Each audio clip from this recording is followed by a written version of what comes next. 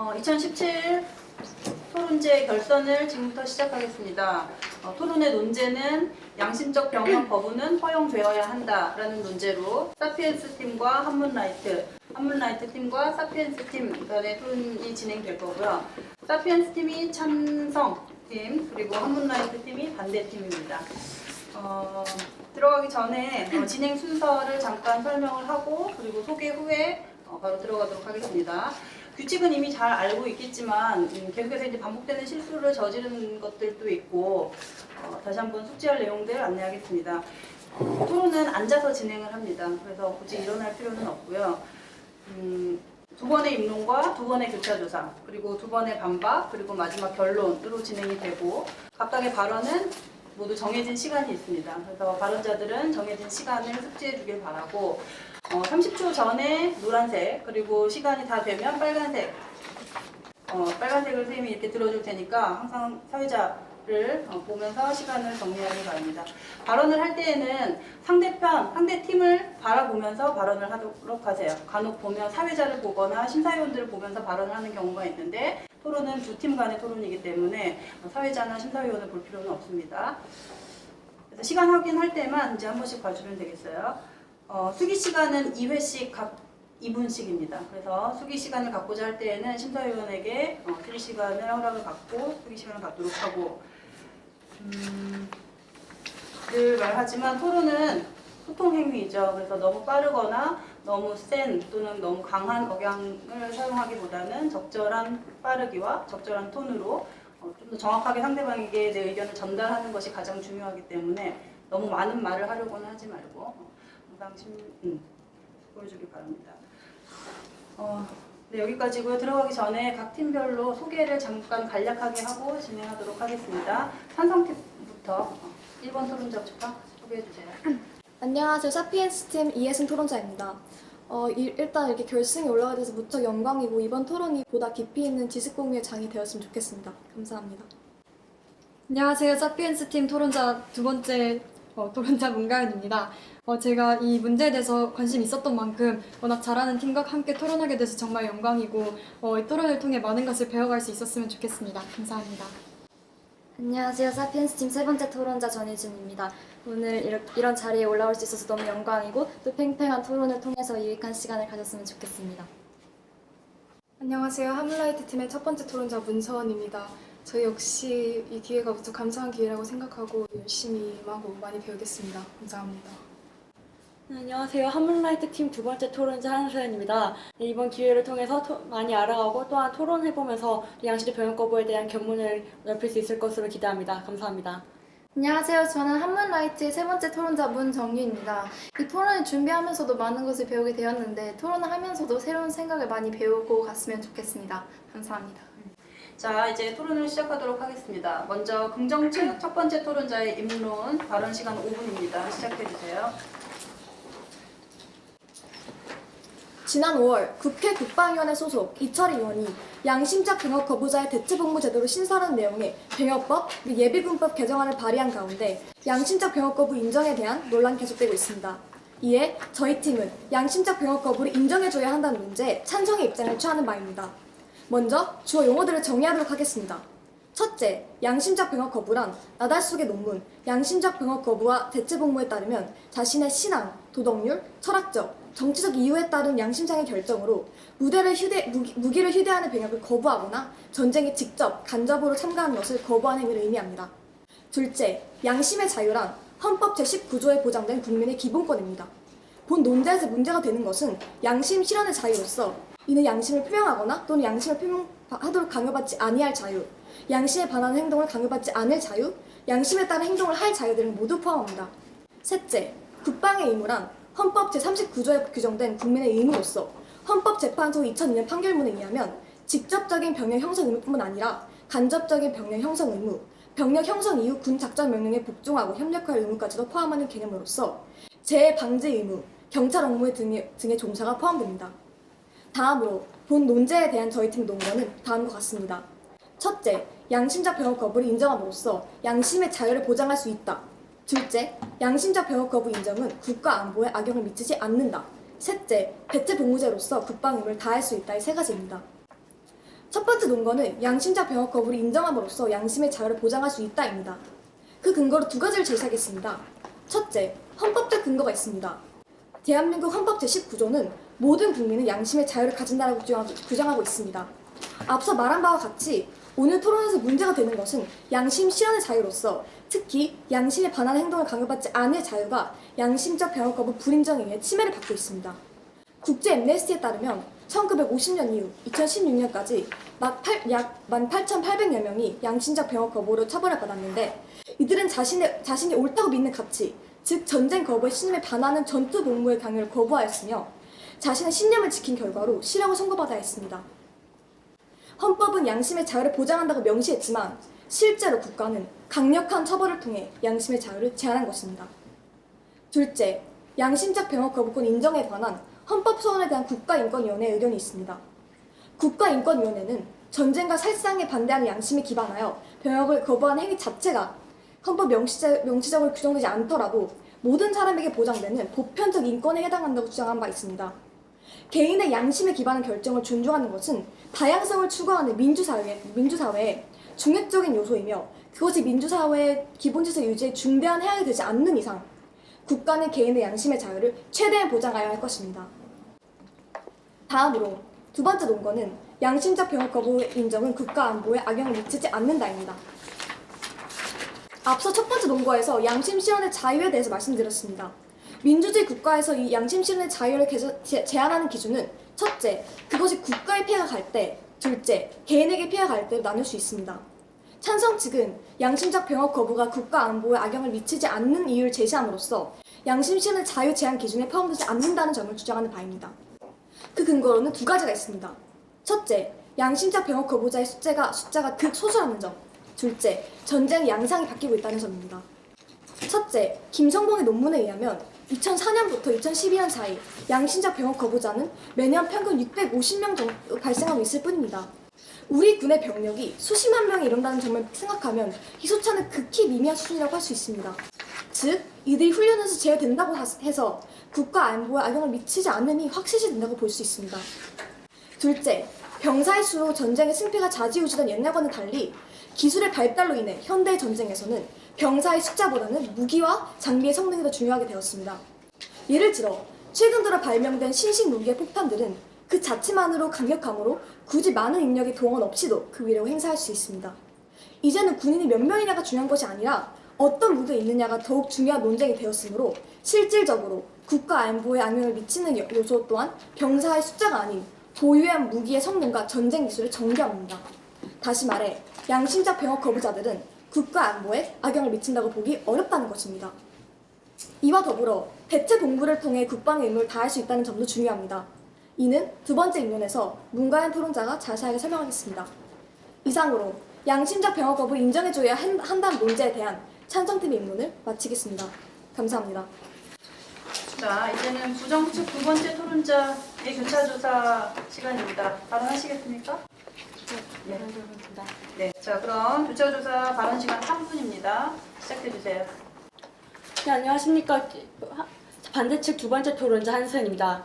네, 먼저 양심의 자유에 대해서 언급을 하셨는데 국가 및 법 질서의 존립은 모든 사회의 구성원이 자유를 행사하기 위한 기본적인 전제 조건이다. 맞습니까? 맞습니다. 그렇다면 개인의 자유가 국가 공동체를 혼란하게 할 수 있다면 이에 대한 제재가 따르는 것 알고 계시죠? 네, 알고 있습니다.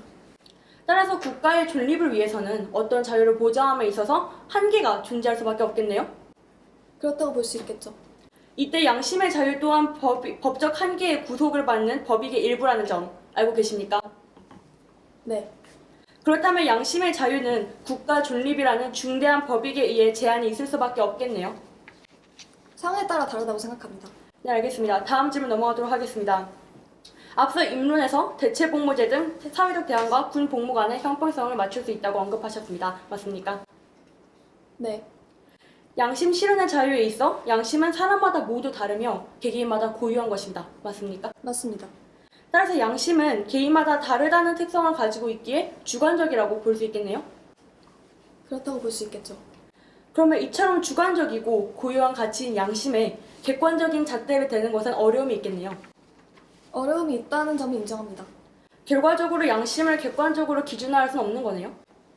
하지만 그 기준이 어떤 것이냐에 따라서 달라질 수 있다고 생각합니다. 네, 알겠습니다. 현재 우리나라는 휴전 상태이며 남북 간의 군사적 대립관계에 놓여 있다는 사실 알고 계십니까? 알고 있습니다. 그렇다면 이러한 우리나라의 안보적인 특수성을 반영을 했을 때 국가안보는 우리 사회에서 상당히 중요한 가치일 수밖에 없겠네요. 중요한 맞습니까? 가치입니다. 맞습니다. 최근 저출산 및 고령화로 인한 인구의 자연 감소에 따라서 병력 자원의 손실이 일어나고 있다는 사실 알고 계시죠? 네, 이때 양심적 병역 거부자를 인정한다면 인적 병력 자원이 감소할 수밖에 없겠네요. 감소한다는 점은 인정합니다. 하지만 그게 극히 미미한 수준이라고 말씀드리고 싶습니다. 그렇다면 인구의 자연 감소가 우려되는 이러한 현 상황에서 양심적 병역 거부자들을 인정하는 것은 국가안보에 위협이 될 수 있겠네요. 아니요, 크게 위협이 되지 않는다고 생각합니다. 네, 알겠습니다. 다음 질문 넘어가도록 하겠습니다. 앞서 윤론에서 양심의 자유를 근거로 양심적 병역 거부에 찬성하는 입장을 밝히셨습니다. 맞죠? 네, 개인의 양심이란 지극히 주관적인 현상으로서 비윤리적, 반사회적인 양심을 포함한 모든 양심이 이 양심의 자유 안에 포함되는 거네요. 맞습니까? 맞습니다. 그렇다면 모든 개인이 양심의 자유를 주장을 한다면 법률에 대한 복종을 거부할 가능성이 있는 거네요. 가능성은 있다고 생각합니다. 네, 가능성. 네, 그렇다면 국가의 법질서는 개인의 양심에 반하지 않는 한 유효하다라는 사고는 법질서의 해체, 나아가 국가 공동체의 해체를 야기할 수 있겠네요. 그렇게 큰 범위까지 갈 거라고는 생각하지 않습니다. 네, 그럼 결론적으로 양심의 자유를 근거로 법적 질서를 훼손할 수는 없는 거네요. 그것도 상황에 따라 다르다고 생각합니다. 네, 이상으로 교차 조사를 마치도록 하겠습니다. 감사합니다. 자, 이제 부정측 첫 번째 토론자의 입론 시간입니다. 발언 시간 5분입니다. 시작해 주세요. 반대측 입론 시작하겠습니다.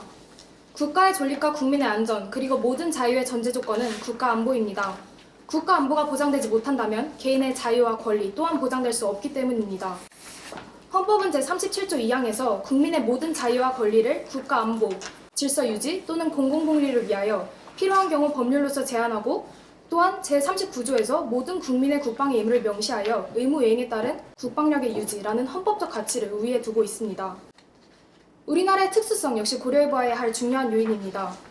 현재 우리나라는 북한과 전쟁 중이라는 특수한 안보적 상황에 처해 있으며 징병의 형평성에 대하여 엄격한 사회적 잣대가 존재합니다.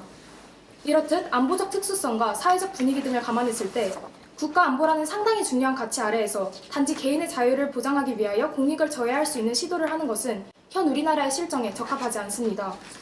즉, 남북 간의 평화적 협력 관계, 대체 복무제를 향한 사회의 우호적 시선, 징병에 대한 엄격한 사회적 잣대로 인한 형평성 문제의 해결 등 양심적 병역 거부를 시행하기 위한 선행 조건들이 완벽히 충족되기까지는 양심적 병역 거부를 논하는 것은 시기상조입니다.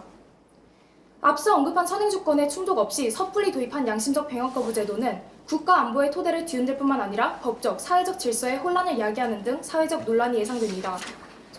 여기서 양심적 병역 거부란 병역 및 집총 이 자신의 양심에 반하는 행위라고 판단하여 이에 응하지 않는 행위이며 대체 복무제란 이병에 상응하는 다른 형태로 국가를 위하여 봉사하는 행위를 의미합니다. 우리나라의 현실과 정서를 반영했을 때 양심적 병역 거부의 섣부른 도입은 옳지 않다고 보며 그 구체적 이유를 4가지로 설명해 보겠습니다.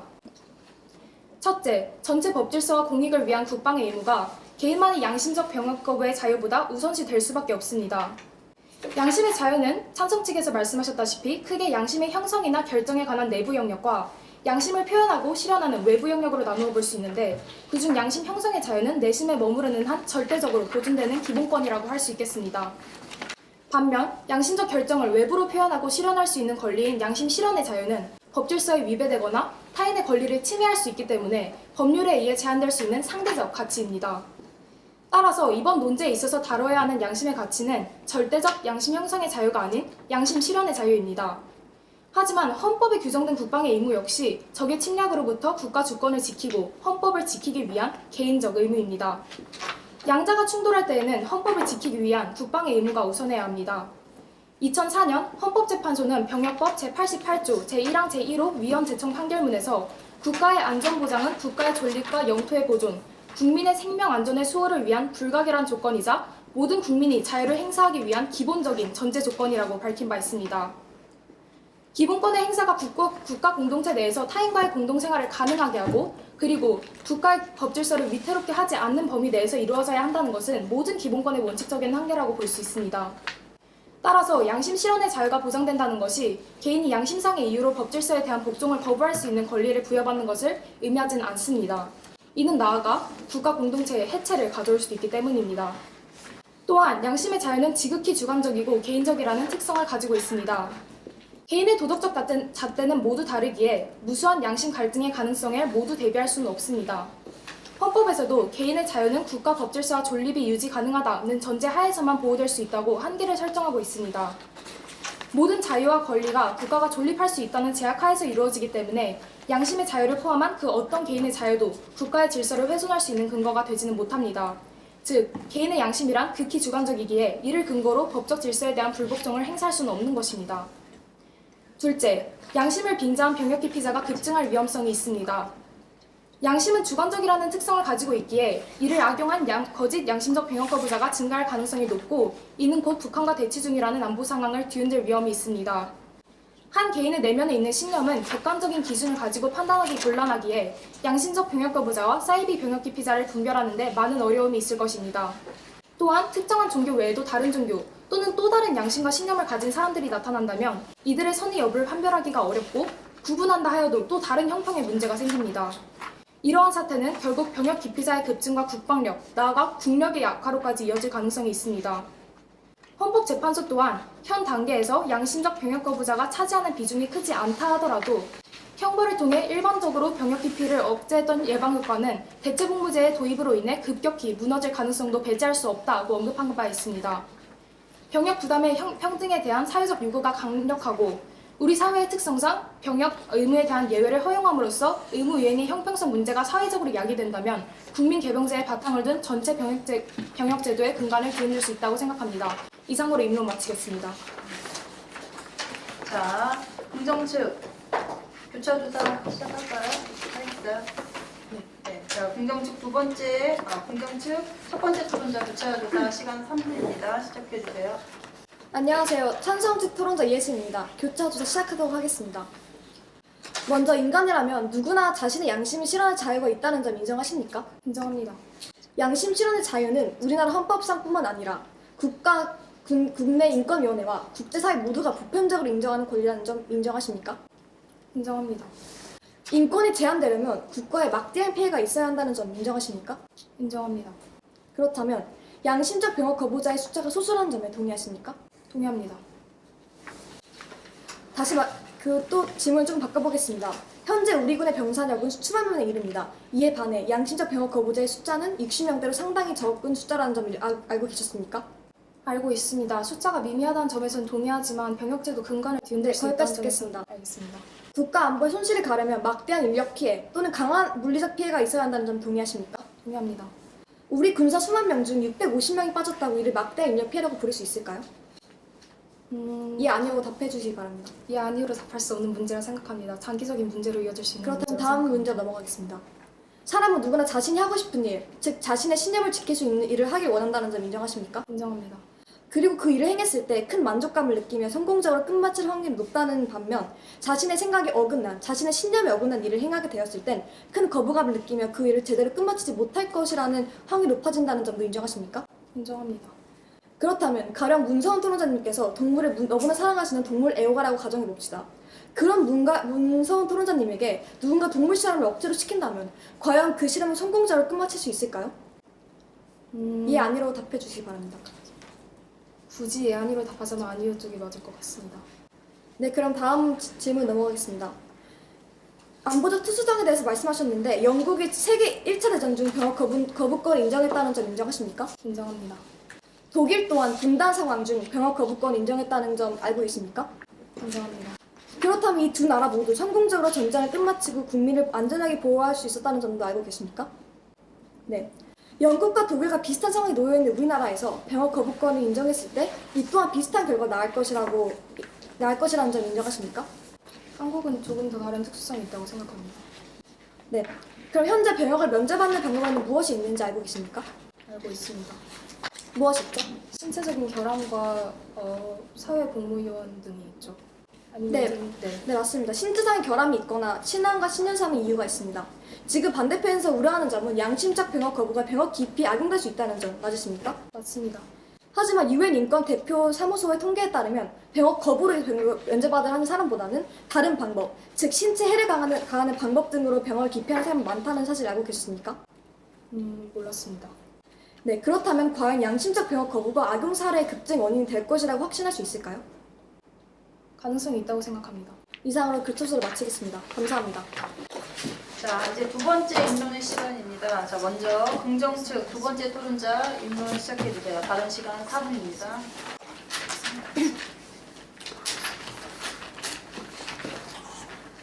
시작하겠습니다. 찬성 측 두 번째 토론자입니다. 저희는 민주주의 국가에서 절대적 가치란 없다고 생각합니다. 이 토론에서는 국방의 의무와 개인적 신념의 자유가 충돌했을 때 어떤 것을 선택해야 하는 토론입니다. 이러한 충돌 지점에서 찬성 측은 국가 또는 개인에게 피해가 가는가라는 자유를 제한할 수 있는 합리적인 기준점을 제시했고, 국방에 악영향을 미치지 않는다는 점에서 양심적 병역 거부가 왜 자유를 제한하는 기준에 포함이 되지 않는지에 대해서 앞서 설명을 드렸습니다. 저는 두 번째 토론자로서 세 번째, 네 번째 논거를 설명해 드리도록 하겠습니다. 세 번째 논거는 우선 대체복무제도의 실효성에 대한 것입니다. 이 대체복무제도의 정의와 실효성에 들어가기 전에 어떠한 대체복무제도가 현재 사회에 있는지에 대해서 설명을 드리겠습니다. 대체복무제도는 두 가지로 나뉩니다. 첫 번째로 국방에 대한 대체복무제도, 두 번째는 사회에 대한 대체복무제도입니다. 첫 번째로 국방에 대한 대체복무제는 모두 다 알다시피 국방에 대해서 총기를 들지 않고 이러한 의무를 시행하는 것입니다. 그렇기 때문에 양심적 병역 거부자들도 예비군 훈련에 나가게 되어 있습니다. 그리고 두 번째로 사회에 대한 대체복무제도에는 여러 가지가 있습니다. 예를 들어 치매 양로원에서 일하는 행동, 아니면 소방의 의무가 있습니다. 이러한 의무에 대해서 말씀드리고 난 뒤에 이제 저는 대체복무제도가 어떠한 실효성을 가지는지에 대해서 실효성과 필요성에 대해서 설명을 드리겠습니다. 현재 대체복무제도는 실효성이 있습니다. 그것은 군대와 같은 강도를 가진 일을 하기 때문입니다. 소방의 예를 드리자면 소방의 의무를 다하는 사람들은 외상 후 스트레스를 아주 심하게 겪거나 아니면 불에 직접 뛰어듦으로써 신체적 손상을 가하는 그런 확률이 굉장히 많습니다. 이것은 군대와 같은 상황이죠. 뿐만 아니라 이런 실효성의 면에서 그 대체복무제도를 하는 사람들은 양심적 병역 거부를 했다는 점에서 군대를 가는 사람들보다 훨씬 더 많은 시간을 복역하게 되어 있습니다. 그렇기 때문에 저희는 대체복무제도를 실행하였을 때 이것이 사회적으로 공정하지 않다는 점에 반대하는 바입니다. 사회적으로 우리가 양심적 병역 거부를 한다고 해서 그것이 특권을 주는 것이 아니라 그 사람들은 소방의 의무 또한 등 이러한 의무를 다하면서 국민으로서의 의무를 다하고 있다고 생각하기 때문에 이것이 사회적으로 정당하다고 생각하는 바입니다. 뿐만 아니라 현재 사회는 이러한 대체복무제도에 필요를 느끼고 있습니다. 현재 소방대원들은 아주 극히 적은 인원으로 더 많은 소방대원들을 요구하고 있습니다. 그렇기 때문에 더 많은 사람을 뽑는 그런 어려운 절차를 겪는 것보다 이러한 양심적 병역 거부자들을 사용해서 소방의 의무를 다하게 한다면 그런 사람들은 사회적으로 공정성 있게 국방의 의무를 다하는 것, 국민으로서의 의무를 다하는 것뿐만 아니라 사회에 기여할 수 있는 그런 대체복무제도가 있다고 생각합니다. 결론적으로 양심적 병역 거부를 현재 사회에서 도입한다고 해서 이것이 사회적 공정성에 어긋나는 점이 아니기 때문에 저희는 대체복무제도의 실효성이 아주 중요한 문제점이라고 생각하는 바입니다. 네 번째 논거는 양심적 병역 거부자와 병역 기피자를 구분할 수 있다는 점입니다. 일단 현재 저희는 신념이 가장 중요한 이유는 신념을 표출하는 것이기 때문입니다. 신념은 항상 머릿속에 남아있는 것뿐만 아니라 교회를 가는 등 어떠한 방법으로 표출을 하는 것이기 때문에 이러한 것은 행동으로 이루어집니다. 그렇기 때문에 이 사람이 양심적 병역 거부자인지 병역 기피자인지 구분하는 그런 인터뷰와 수많은 서류에서는 우리는 이런 경험과 행동을 구분할 수 있습니다. 저희는 이런 경험과 행동은 아주 절대적인 것이기 때문에 이러한 사람이 예를 들어 과거에 사냥 대회를 출전을 했는지, 과거에 총기를 든 흔적이 있는지, 아니면 과거에 종교를 바꾼 흔적이 있는지에 대한 것을 경험과 행동을 통해 다 추적할 수 있는 결과라고 생각하기 때문에 그런 면에서 현재 양심적 병역 거부 제도는 이러한 병역 거부자와 그리고 병역 기피자와 양심적 병역 거부자를 구분하는 데 충분한 타당한 기준점이 있다고 생각하는 바입니다.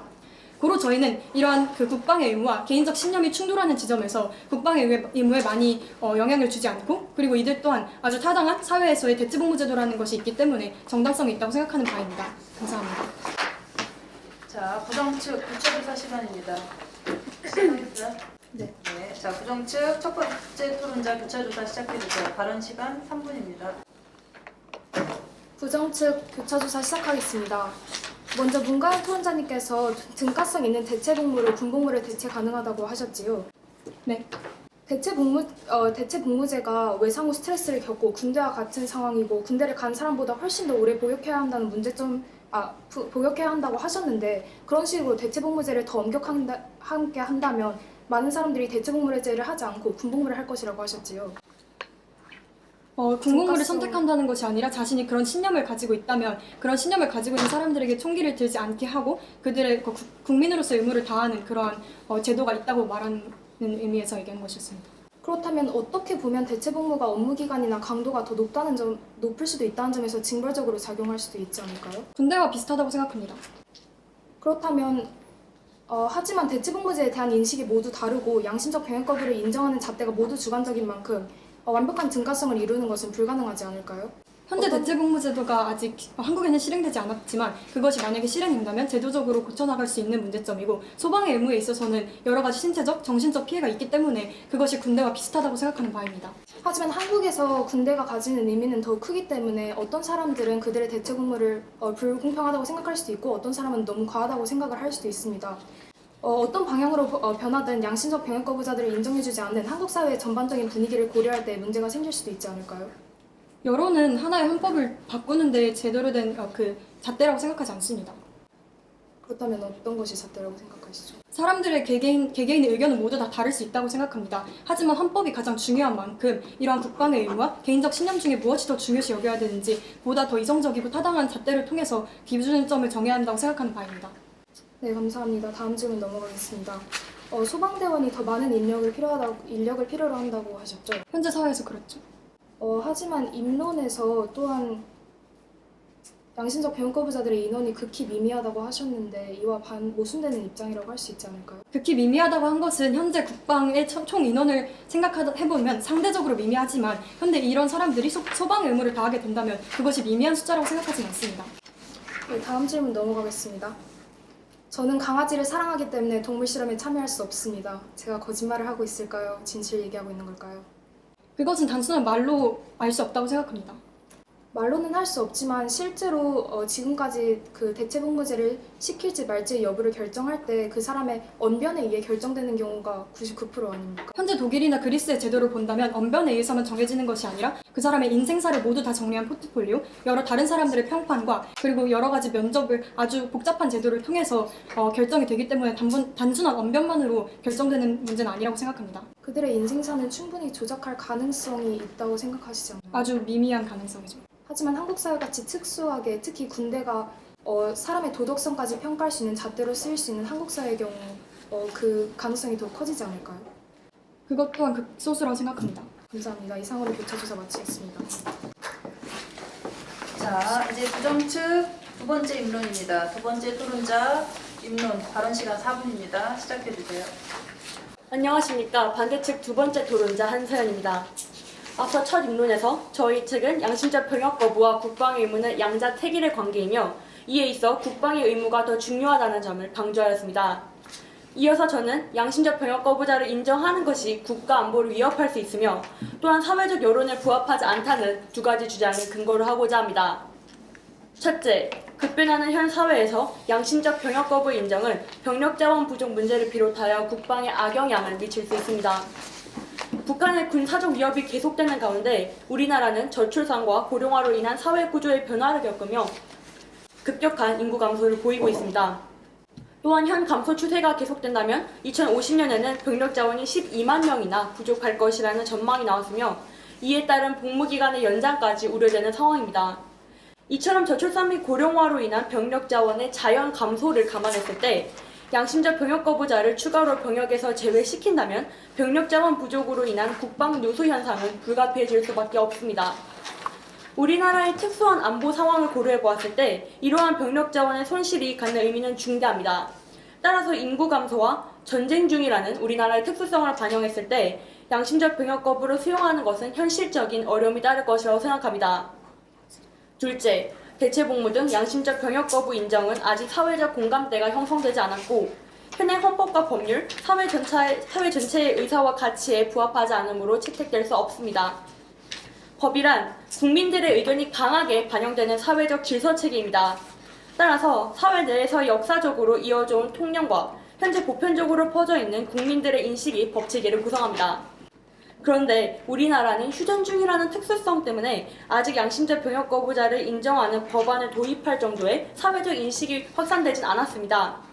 북한의 군사적 위협이 지속되고 있으며 남북한의 관계가 불안정한 상황에서 양심적 병역 거부에 대한 국민적인 공감대를 형성하게 되는 현실적인 어려움이 따릅니다. 또한 우리나라의 보편적인 인식상 군 복무의 평등성은 특히 더 중요한 원칙으로 자리 잡고 있으며 일반적으로 대다수의 사람에게 18개월간의 군 복무 의무는 무척 민감한 문제입니다. 더 나아가 병역 의무는 우리 한국 사회 내에서는 정치인들, 공인들의 도덕성과 청렴성을 판단하는 기준으로도 작용할 정도로 더더욱 특별한 의미를 가집니다. 그렇기에 남북한 군사적 신뢰 구축이 미흡한 현 상황에서 군사 안보를 직접 관리하고 있는 당국이 국민들이 합의하고 있는 병역 제도를 즉시 바꿀 수는 없는 일입니다. 다수와 소수가 함께 국가 안보와 인간 안보를 양립할 수 있다고 자신하는 때가 비로소 양심적 병역 거부를 수용할 수 있는 시기라고 말할 수 있을 것입니다. 그러나 남북한의 군사 관계가 안정되지 않았다는 점, 또한 사회 전반적인 인식이 확립되지 않았다는 점에서 병역 거부 제도를 함부로 도입하는 것은 시기상조입니다. 또한 불분명하고 측정 불가능한 양심을 기준으로 병역 거부를 허용했을 때 예상되는 병역의 형평성 문제와 국가 안보의 가치 저해 문제는 직접적이고 치명적입니다. 개개인의 인권은 존중되어야 하지만 휴전 생태라는 현 우리나라의 상황에 비추어 국익과 사회 전체의 가치에 우선하여 무제한적으로 인정될 수는 없습니다. 또한 양심적 병역 거부는 국방력의 약화와 사회 구성원의 분열 등을 비롯한 기타 부작용이 우려됩니다. 따라서 어느 면에서 보더라도 양심적 병역 거부를 인정해서 안 된다고 생각합니다. 감사합니다. 자, 긍정측 교차조사 시간입니다. 자, 두 번째 토론자 교차조사 발언 시간 3분입니다. 시작해 주세요. 긍정측 두 번째 토론자 교차조사 시작하겠습니다.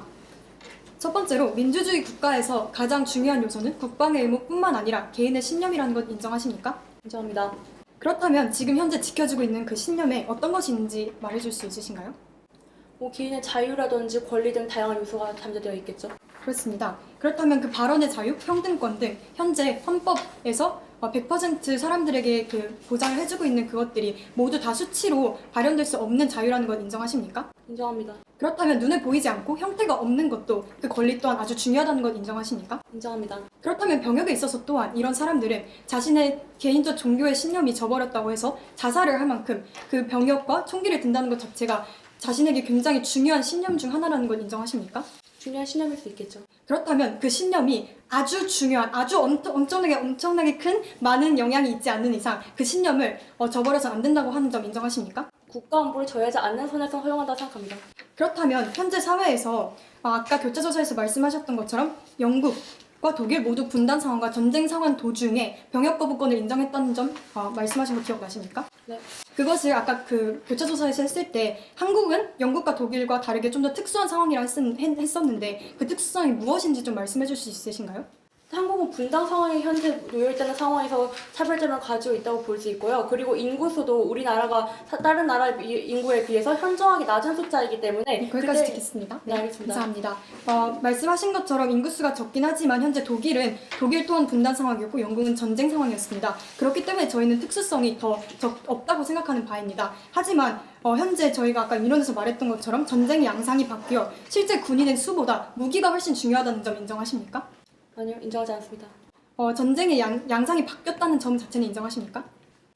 인적 병력이 중요할 땐 중요한 거죠. 그 무기의 발달과는 별개로. 네, 하지만 그것과 다르게 현재 전쟁의 양상이 바뀌었다는 건 인정하신 걸로 알겠습니다. 하지만 그렇다면 국방부가 발표한 것처럼 2015년까지 현재 한국이 세계 8위권에 진입을 했다는 거 인정하십니까? 국방력에 있어서? 네, 인정합니다. 그렇다면 넘어가겠습니다. 아까 법적 사회적 질서에 혼란이 있을 수 있다 하셨는데 그 법적 사회적 질서의 혼란이 정확히 무엇인지 말씀해 줄 수 있으신가요? 우리 사회는 아직까지 군 복무의 유무가 상당히 중요한 요소를 자리 잡고 있습니다. 이는 한 사람의 인성이나 도덕성을 평가함에 있어서 평가함에 있어서 잣대가 되고 있고 또 이런 점에서 도덕성을 평가하는 잣대가 될 수 있다는 점에서 저는 상당히 중요한 요소라고 생각합니다. 네, 그렇다면 이것이 시기상조의 문제라고 말씀하셨죠? 네.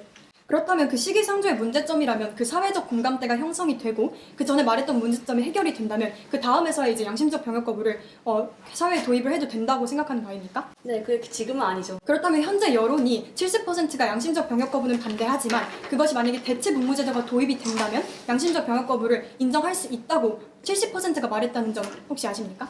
우리나라 인구의 65%가 반대한다는 통계 자료 역시 있습니다. 70%가 대체 복무제도에 대해서는 인정하였습니다. 감사합니다. 자, 다음은 반박의 시간입니다. 자, 부정측 먼저. 자, 부정측 세 번째 토론자 소비 시간 인사하겠습니다. 수기 시간. 자, 지금부터 2분 드리겠습니다.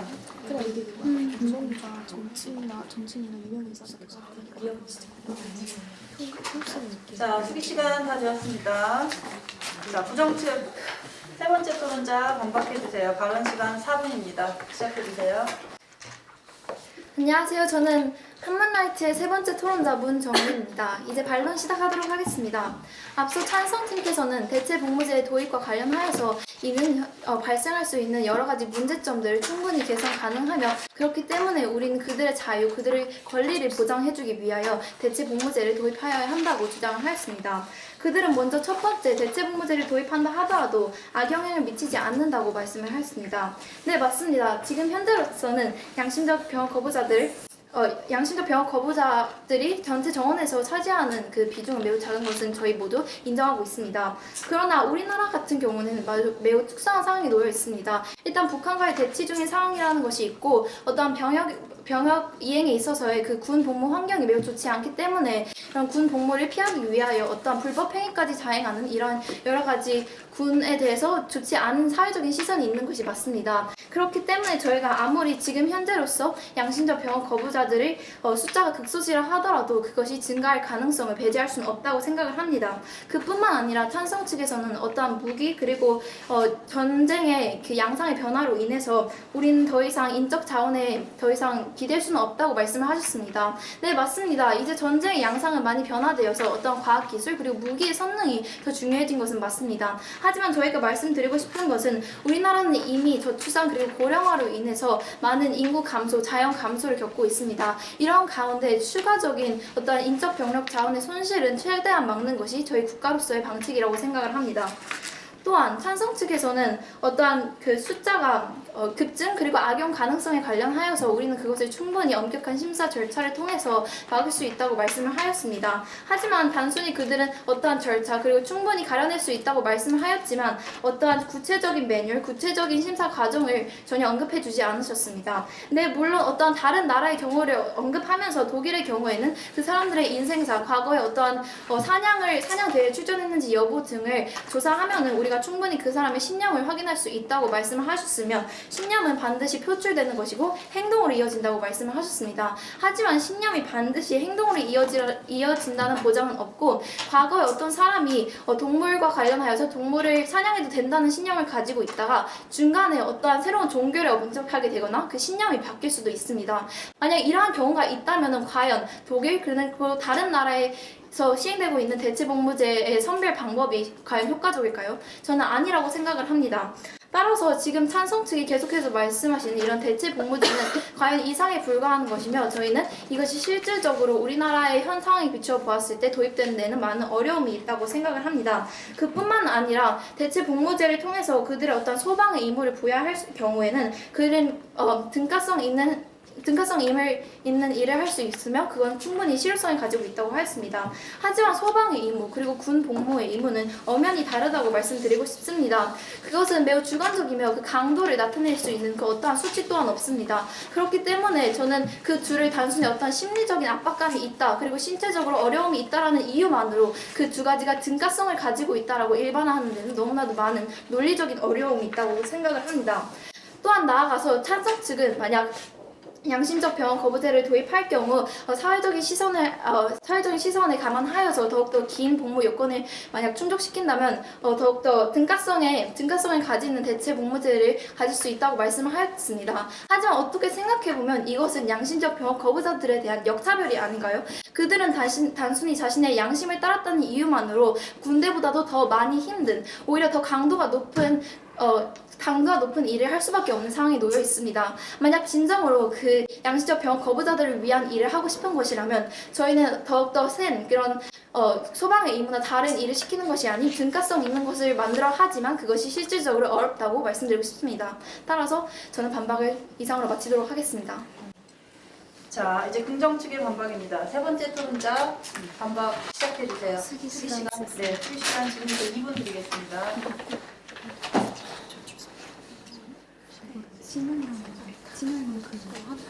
자, 시간이 다 되었습니다. 자, 이제 긍정 측 세 번째 토론자 반박의 시간입니다. 발언 시간 4분 드립니다. 시작해 주세요.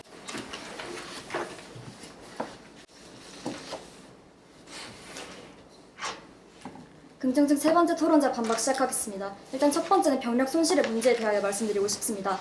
반대 측의 세 토론자 모두 현재 우리나라는 휴전 상황이며 또한 병력 부족의 문제가 심각하게 될 것이라는 점을 우려하셨습니다. 하지만 저희 찬성 측이 이 점에 대해서 말하고자 하는 바는 두 가지입니다. 일단 첫째, 전쟁의 양상이 바뀌었습니다. 더 이상 전쟁터는 인력으로만 밀어붙인다 해서 유리한 상황이 될 수 있는 것이 아닙니다. 이제 전쟁은 일종의 무기 싸움이라 볼 수 있겠습니다. 얼마나 더 우수한 장비와 얼마나 더 우수한 무기를 갖추고 있는지가 단순히 얼마나 더 많은 군사들을 가지고 있는지보다 훨씬 더 중요해지고 있는 상황입니다. 미국에서도 핵무기 하나면 전쟁이 끝난다고 주장하고 있습니다. 이처럼 미국도 무기의 우위를 차지하려고 사드 설치 등 무기에 큰 중점을 두고 있습니다. 실질적으로 병사들도 물론 저희는 중요하다고 생각합니다. 하지만 이미 양심적 병역 거부자들의 수는 극소수이며 또한 이 양심적 병역 거부가 인정된다 해서 증가하지 않을 것인데 그런 상황에서 전쟁의 양상이 바뀌고 또한 현역병에 큰 영향을 미치지 않는 상황에서 양심적 병역 거부자들의 신념을 침해하는 것은 가치 없는 일이라고 생각합니다. 또한 둘째로 운선 토론자님께서 인정하신 바와 같이 어차피 양심적 병역 거부자들은 극소수에 불과합니다. 전체 군인 수가 무려 62만 명 정도에 도달하는 것을 비춰보았을 때 또한 현재 약 4만 명에 달하는 수가 병역 특례에 의한 복무를 하여 실질적인 대체 복무를 실시하고 있는 것을 비춰보았을 때 약 650명의 양심적 병역 거부자에 대하여 대체 복무를 인정한다고 해서 명백하고 현존하는 위험이 발생될 것으로 보이진 않습니다. 예를 들어 영국 역시 세계 1차 대전 중 병역 거부권을 인정한 점과 또한 독일이 분단 상황 중 병역 거부권을 인정한다는 점을 미루어 보았을 때 현재 휴전 상황이라 하여서 양심적 병역 거부권을 인정하지 못한다는 것은 고작 핑계거리에 불과하다고 생각합니다. 또한 양심적 병역 거부의 수가 처음엔 적지만 이것이 인정되면 나중엔 기하급수적으로 늘어나게 될 것이라는 논정의 토론자의 말씀이 있었습니다. 이에 대해서 저희 찬성측이 드리고자 하는 바는 대체 복무제를 간과해서는 안 된다고 말씀드리고 싶습니다. 대체 복무제 또한 원자력 발전소 가서 일하기, 하수구로 들어가 청소하기, 소방 의무 등 강도가 아주 센 일을 합니다. 그 과정에서 본인의 신념을 증명한 여러 가지 절차도 거쳐야 하는데 이러한 복잡한 과정과 또한 최종적으로 군복무와 비슷한 강도의 일을 할 바에는 신념이 아주 강하지 않는 이상 병역의 의무를 다할 확률이 더 높습니다. 따라서 이것이 인정될 시 양심적 병역 거부자의 수가 증가하게 될 것이라는 점은 현실적으로 가능성이 떨어지는 일이라고 말씀드리고 싶습니다. 또한 반대 측에선 병역 기피에 양심적 병역 거부를 인정하면 병역 기피 현상이 나타날 수 있다고 말씀하셨죠. 그럴 수도 있습니다. 각자의 양심은 눈으로 볼 수 없고 또한 모두 다릅니다. 분명 악용하는 사람은 나타날 수 있습니다. 하지만 우리가 가진 권리 중 측정할 수 있는 것은 없습니다. 존엄권과 행복추구권, 평등권, 자유권 등 이런 권리가 보이지 않는다고 중요하지 않거나 없게 되는 것이 아닙니다. 게다가 발생하지 않은 문제 때문에 양심 실현의 권리를 침해해서도 안 되는 것입니다. 중요한 것은 자유를 보장하면서도 그와 충돌할 수 있는 문제를 예방하는 것이라고 저희 찬성 측은 말씀드리고 싶습니다. 또한 문사원 토론자께서 현재 여론은 양심적 병역 거부에 대해 부정적이며 이에 따라서 공감대를 형성할 수 없다고 말씀하셨습니다. 여론에 따르는 것이 언제나 옳은 선택은 아니라고 저희는 주장하는 바입니다. 현재 사형 제도에 대해서도 찬성한 여론이 압도적으로 높지만 그럼에도 불구하고 다양한 원인들을 고려하여 적용하지 않고 있습니다. 또한 여론에 따라 헌법을 개정한다는 것은 좁은 시야에 국한된 채 정치를 한다는 말입니다. 여론이 참고할 만한 사안이라는 것은 저희 측도 인정하는 바이지만 이에 따라 국가의 가장 중요한 법인 헌법을 바꾸는 것은 섣부른 결정이며 또한 소수의 의견을 묵살하는 점이라고 말씀드리고 싶습니다. 이에 비춰봤을 때 여론의 의견이 반영하는 것이 언제나 효과적인 것은 아니라고 말씀드리고 싶습니다. 국제 엠네스티 여론조사 결과 양심적 병역 거부는 이해할 수 없다는 점이 72%가 나왔습니다. 하지만 대체 복무제 도입에 찬성하는 사람은 압도적으로 많은 70%였습니다. 가뜩이나 공공 영역에 사람이 부족한 가운데 양심적 병역 거부를 인정하지 않아서 그 사람들을 감옥에 보내는 행위는 막대한 인력 손실을 유발하게 된다고 저희 찬성 측은 주장하는 바입니다. 따라서 저희 찬성 측은 양심적 병역 거부는 인정되어야 한다고 주장하겠습니다. 감사합니다. 자, 이제 두 번째 반박의 시간입니다. 먼저 긍정 측 두 번째 토론자 반박. 조정 측 두 번째 토론자의 반박, 발언 시간 3분입니다. 시작해 주세요. 네, 안녕하십니까. 부정 측 두 번째 토론자 한서연입니다. 네, 먼저 양심 실현의 자유가 이번 토론에 있어서 기본적으로 저희가 다루어야 할 자유라고 하셨죠. 하지만 헌법재판소에 따르면 양심 실현의 자유는 법 질서에 위배되거나 타인의 권리를 침해할 수 있기 때문에 법률에 의해서 제한될 수 있는 기본권이라고 명시되어 있습니다. 따라서 국방과 같이 어떤 중요한 가치 충돌하였을 때는 이런 권리들이 충분히 침해될 수 있고 이에 대한 정당성이 부여가 되는 것이고요. 또한 양심의 자유로부터 병역 임무를 이행하고 또한 대체 복무를 요구할 권리는 도출되지 않습니다. 양심의 자유는 단지 국가에 대해서 가능하면 개인의 양심을 고려하고 또한 보호할 것을 요구하는 권리일 뿐이지 양심 상의 이유로 법적 의무의 이행을 거부를 하거나 혹은 법적 의무를 대신하는 대체 임무를 제공할 수 있는 권리가 아닙니다. 따라서 양심의 자유로부터 대체 복무를 요구할 권리도 도출되지 않는다는 거죠. 우리 헌법은 병역 의무와 관련을 해서 양심의 자유와 어떤 일방적인 우위를 결정하는 그 어떠한 것도 명시되어 있지 않습니다.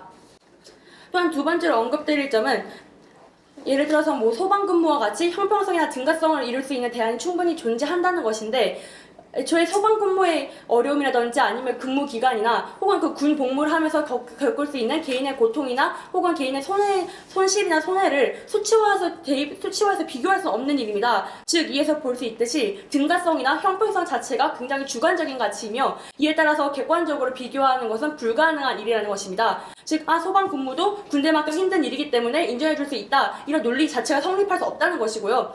기본적으로 어떤 등가성을 이루는 것은 추상적인 가치 간의 등가성은 함부로 매길 수 없다는 점 저희가 한 번 더 말씀을 드리고자 합니다. 또한 세 번째로 말씀드릴 점은 어차피 양심적 병역 거부자들은 극소수에 불과하기 때문에 괜찮다라는 발언을 해주셨는데 세금을 한두 명 내지 않는다고 해서 별다른 어려움이 되진 않죠. 하지만 우리나라에서 세금을 내지 않는 사람들을 징벌하고 있는 이유는 무엇이겠습니까? 바로 사회적 분위기 때문입니다. 장기적인 관점에서 봤을 때 또한 전체적인 관점에서 봤을 때 사회적 기관과 분위기를 해치기 때문이죠. 국방의 의무를 달성하는 것은 모두의 의무입니다. 또한 사회 구성원으로서 다해야 할 기본적인 책임입니다. 따라서 병력 손실이 일어나지 않는다는 이유로 이를 합리화하는 것은 도덕적으로 옳지 않다고 저희는 주장하는 바입니다. 또한 징역은 너무 지나치지 않나라고 말씀해 주셨는데 3년 이하의 징역이라는 형사처벌을 받는 불이익을 감수해야 하는 것은 사실입니다. 하지만 이것은 누구에게나 부과되는 병역 의무에 대한 예외를 요구하는 것이므로 병역 의무의 공평한 부담의 관점에서 볼 때 타인과 또한 사회 공동체 전반에게 미치는 파급 효과가 상당히 크다는 점 고려할 수 있겠습니다. 또한 여론에 따라서만 헌법을 제정해서 안 된다 이런 발언을 해주셨는데 법은 근본적으로 국가와 국민의 신뢰를 기반으로 하는 것입니다. 따라서 여론은 상관은 없다라는 발언은 상당히 위험한 발언이라 생각을 되고요. 기본적으로 모든 국민의 여론을 기초하여 법이라는 신뢰 관계가 형성됨을 저희는 한 번 더 강조하고자 합니다. 이상으로 토론을 마치도록 하겠습니다. 감사합니다. 자, 이제 긍정 측 두 번째 토론자의 반박이겠습니다. 수기 시간. 네, 수기 시간 지금부터 2분 드리겠습니다.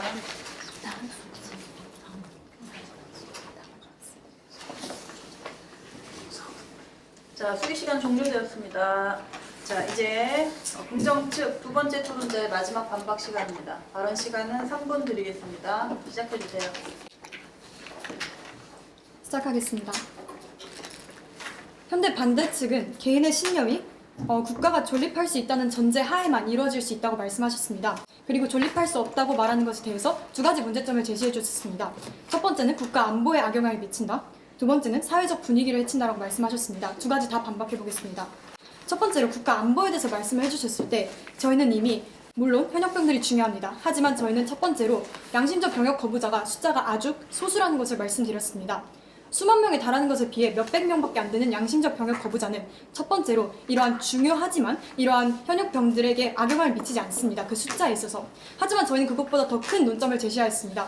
그것은 전쟁의 양상의 변화이고 그 모든 어떠한 것이 다 전쟁에서 이루어졌더라도 핵무기 한 번이면 전쟁이 끝나듯 무기가 현재 상황에서 아주 중요하고 그것이 현재 미국이나 여러 가지 강대국들의 행동을 통해 보여지고 있습니다.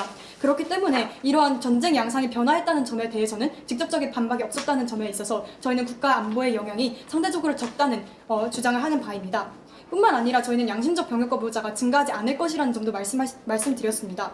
그리스의 예를 들었을 때 그리스는 현재 제대로 된 대체복무 제도를 실행하고 있기 때문에 사람들이 양심적 병역 거부자를 통해서 병역을 의무를 다하지 않느니 하는 것보다 대체복무 제도가 별 다른 바가 없다고 생각하기 때문에 양심적 병역 거부자들의 숫자가 많이 늘어나지 않고 있습니다. 그렇기 때문에 그리스의 모델을 따라서 한국 또한 제대로 된 대체복무 제도를 시행하게 된다면 그러한 숫자가 기하급수적으로 급증하지 않을 것이고 그것 또한 국방에 악영향을 미치지 않는 요소에 해당할 것이라고 생각하는 바입니다. 고로 국가 안보에는 악영향이 미치지 않습니다. 두 번째로 사회적 분위기를 해친다고 말씀하셨습니다. 하지만 이러한 사회적 분위기를 해치면서 군대를 경시하는 것은 일어나지 않을 것이라고 생각합니다. 현재에서도 여성이나 약자들은 군대에 보내지 않습니다. 하지만 사회에서 몇 명이 군대를 가지 않고 특정한 이유가 있다고 하더라도 이러한 사람들은 군대를 가지 않는다고 해서 군대를 경시하는 현재의 사회적인 풍조가 만들어지지 않고 있습니다. 그렇기 때문에 어떤 사람이 특정한 이유로 군대를 가지 않는다고 해서 그것의 분위기가 해친다는 것은 타당하지 않은 점이라고 생각합니다. 뿐만 아니라 현재 반대측에서는 어떻게 정확히 사회적 분위기를 해치는 것이 국방에 영향이 미칠 수 있고 어떠한 현실적인 문제점을 이루어지는지에 대한 그런 연결고를 설명해주지 않으셨기 때문에 그런 면에 있어서 사회적 풍조가 바뀐다는 것은 하나의 타당한 문제점이 될 수 없다고 생각하는 바입니다. 뿐만 아니라 판단의 기준이 될 수 있는지에 대해서 저희 또한 신념이 바뀔 수 있다는 점에 인정하는 바입니다. 하지만 독일이나 그리스의 제도에서도 신념이 바뀌는 것을 모두 고려하고 있고 이미 모든 양심은 어떤 제대로 된 잣대 그리고 수치적인 결과로 나오지 않는다는 점 또한 교차조서와 그리고 반박을 통해 말씀드린 바 있습니다. 그렇기 때문에 신념이라는 것은 어쨌든 수치적인 것으로 나타낼 수 없고 현재 많은 국가들이 아주 복잡한 절차를 통해 구분을 하고 있기 때문에 저희는 이것이 구분이 가능하다고 생각하고 구분이 가능하지 않고 어떤 사람이 그것을 악용한다고 하더라도 그것이 저희가 지키고 있는 신념에 비해서는 아주 작은 문제점이라고 생각하는 바입니다. 이상입니다. 자, 이제 마지막 결론을 내릴 시간입니다. 먼저 부정측 세 번째 토론자 결론 발언 시간 3분입니다. 시작해 주세요. 안녕하십니까. 저는 세 번째 토론자 문정유입니다. 이제 마지막 변론 시작하도록 하겠습니다. 국가의 안전 보장은 국가의 존립과 영토의 보존, 그리고 국민의 생명, 안전의 수호를 위한 가장 기본적인 전제 조건입니다. 국민이 그 자유를 행사하기 위한 가장 기본적인 전제 조건이며 국방의 의무는 국가의 안전 보장을 실현하기 위해 헌법이 채택한 하나의 중요한 수단입니다. 양심의 자유 또한 헌법이 규정한 가장 가치로서 보장받아야 한다는 점 저희 반대측 또한 인지하고 있습니다. 그러나 이번 토론에 있어서의 양심의 자유는 양심 형성의 자유 그리고 불가침의 자유가 아닌 양심 실현의 자유이며 이 자유는 때에 따라서 법률에 의해서 제한받을 수 있습니다. 따라서 저희 반대측은 우리나라가 놓인 특수한 안보 상황을 고려해 보았을 때 양심 실현의 자유는 일부 제한되는 것이 가능하며 양심적 병역 거부자를 인정해 주었을 때 야기되는 너무나도 많은 문제점들이 있기에 아직까지는 대체복무제를 실행하는 것에 어려움이 있다고 주장하는 바입니다. 먼저 첫 번째로는 양심적 병역 거부자들이 인정해 주었을 때 양심이 빙자한 병역 기피자가 급증할 가능성이 매우 높습니다. 양심은 그 자체로 매우 주관적이라는 특성을 가지고 있으며 찬성 측 또한 이것이 수치화될 수 없다고 말한 바 있습니다. 그렇기 때문에 오히려 객관적인 척도가 없다면 어떠한 심사 과정을 통해서 그것을 가려낼 수 있는지에 대해서 찬성 측은 계속해서 강력한 심사 절차만을 내놓으며 어떠한 자세한 매뉴얼은 전혀 내놓지 않았습니다. 특히나 우리나라는 병역 기피 풍조가 매우 만연한 사회이기 때문에 이러한 양심적 병역 기피자를 빙자한 사람들의 급증 가능성을 전혀 배제할 수는 없다고 말하는 바입니다. 그리고 두 번째로는 국력 손실로 이어질 수 있습니다. 지금 현재 양심적 병역 거부자가 전체 정원에서 차지하는 비중이 매우 작다 하더라도 제가 아까 말씀드렸듯이 그것이 급증할 가능성이 매우 높으며 사회 구조의 변화로 이미 자연적인 인구 감소가 일어나는 가운데 추가적인 인구 손실을 막는 것이 가장 우선적이라고 말하고 싶습니다. 그뿐만 아니라 어떠한 전쟁의 양상이 변했다는 점 또한 찬성 측에서 언급을 하셨습니다. 네, 맞습니다. 핵무기 한 번이면 끝난다라고 말씀을 하였지만 그렇다면 군대가 왜 있는 걸까요? 저희는 아무리 무기의 발전이 있고 이런 전쟁의 양상이 변화되었다 하더라도 인적 병력의 자원의 중요성은 여전히 존재한다고 말씀드리고 싶습니다. 하지만 대체복무에 있어서 가장 근본적인 문제는 현역 복무 형평성의 보장 여부입니다.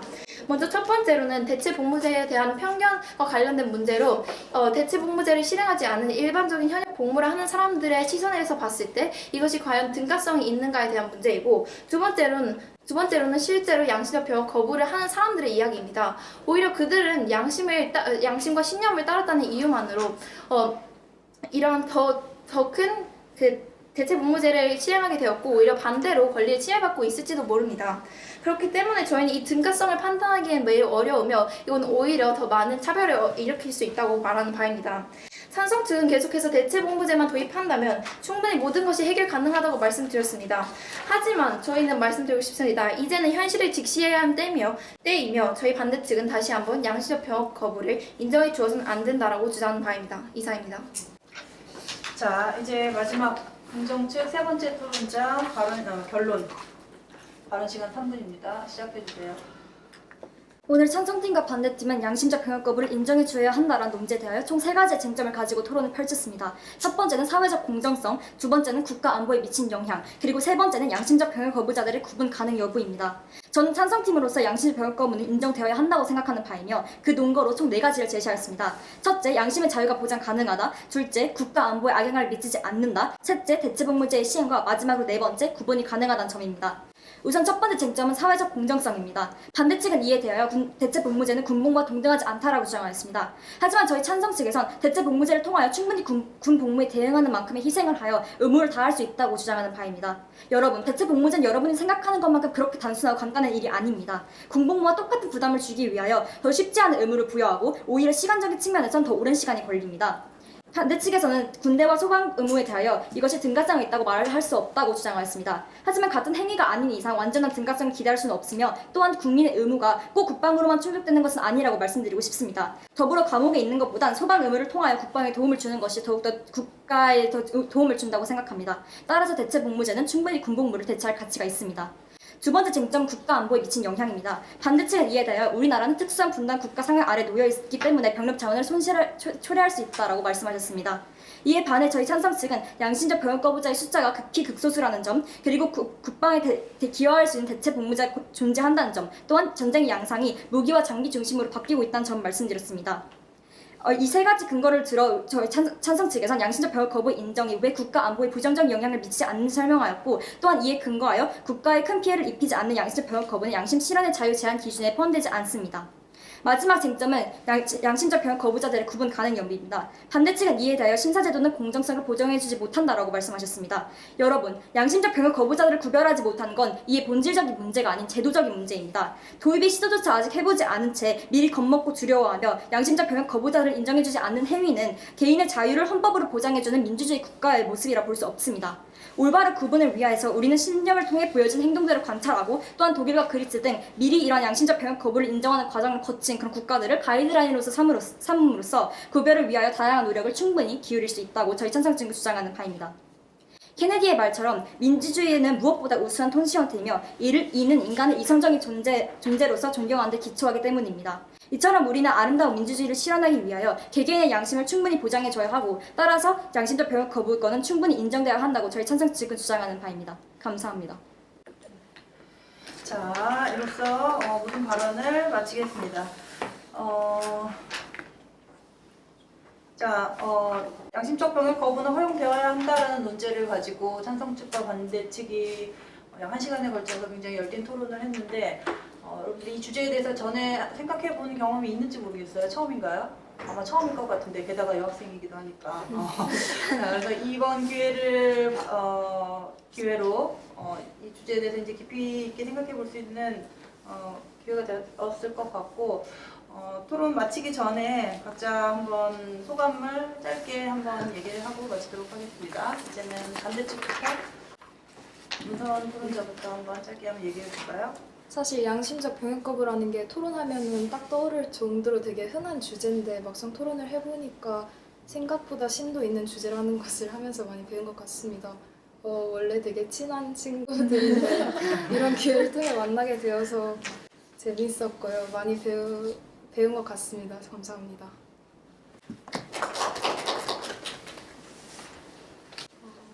양심적 병역 거부라는 게 사실 이렇게 평소에 쉽게 생각하고 있는 소재는 아니잖아요. 그래서 이번 토론을 통해서 생각할 수 있게 되어서 좋았고, 또 저는 사실 개인적으로는 반대 입장인데 또 찬성 입장도 들어보니까 되게 설득력 있는 것 같고, 또 되게 용거에 탄탄하다는 생각을 해서 되게 좋은 토론이지 않았나 생각합니다. 감사합니다. 저 또한 이 양심적 병역 거부자 관련해서 이 논제를 받기 전까지는 전혀 생각해보지 못했는데 이 토론을 준비하면서 더 많은 것을 새롭게 알게 되고 또 오늘 토론하면서도 또 많은 생각을 공유할 수 있어서 좋았던 것 같습니다. 감사합니다. 사실 원탁 토론에서부터 되게 막강한 팀이라고 많이 들었었는데 이런 자리에서 만날 수 있게 돼서 되게 영광이었고 또 기대했던 만큼 많은 지식들이 오고 갈 수 있는 토론을 펼쳤던 것 같아서 수고하셨습니다. 토론 준비하면서 우리 셋이 막 얘기했던 거에 벗어나서 막 같이 막상 토론해보니까 생각 못했던 것도 굉장히 많이 나오고 해서 훨씬 많이 배운 것 같아서 굉장히 뿌듯하고, 그리고 이 자리에 워낙 잘하시는 분들과 함께 하게 돼서 영광이라고 생각합니다. 모두 수고하셨습니다. 되게 생소한 주제로 토론하게 돼서 일단 굉장히 새로운 경험이었고, 토론 준비하면서 양쪽의 입장을 다 준비하긴 했지만 막상 한 팀의 입장을 가지고 토론해보니까 상대편 입장도 더욱 이해할 수 있는 경험이 됐던 것 같아서 굉장히 영광이었다 생각하고, 또 하이루스 차기 부장님이 있다고 들었는데 되게 친한 친구와 또 우리 후배들과 함께 좋은 시간을 보낼 수 있었던 것 같아서 굉장히 감사하다고 생각합니다. 감사합니다. 네, 심사위원 후배님들 혹시 하실 말씀 있으신지요?